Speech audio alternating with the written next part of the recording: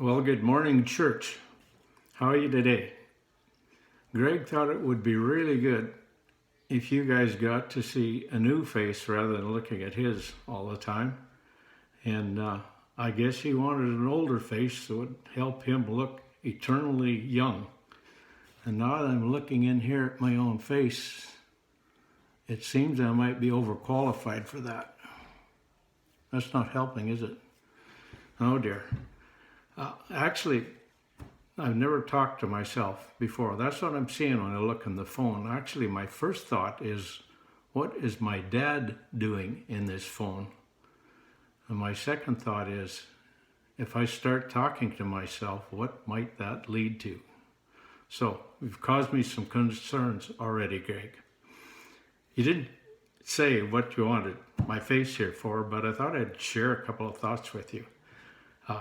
In the book, the Song of Solomon, or the Song of Psalms, there's one line there that kind of caught my attention with a couple of thoughts, just 6 words. It says, I am his and he is mine. Now I thought, boy, there's a lot in that. There's a lot of depth in that. I need to chew on that just a little bit more. In the book of Corinthians, Paul says, you are not your own, you're bought with a price. So that's the I am his. You're not your own, you're bought with a price. And church, you were hugely, enormously, outrageously expensive. You can put that into your personal perspective if you like. You were hugely, enormously, outrageously expensive.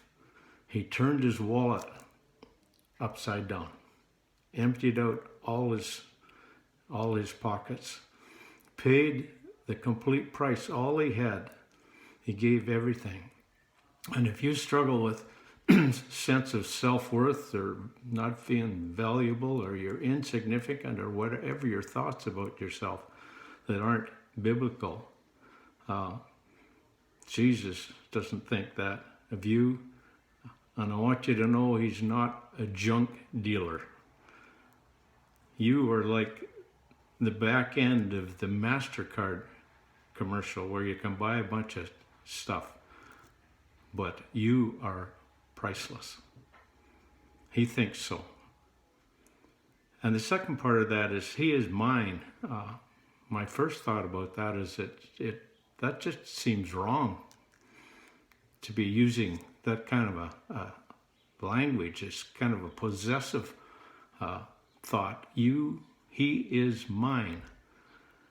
And conveys the idea of ownership, and I just really wasn't comfortable with that. And then I got thinking, the Psalm of Psalms, the Song of Psalms, the Song of Solomon, is a huge metaphor about the love relation of Jesus with his church. So it's actually talking about us being his bride. We're the bride of Christ. We're yoked together with a covenant with him. And we don't have any trouble after we've been to the altar and said our vows and entered into a covenant relationship with our spouse, with saying, my husband or my wife.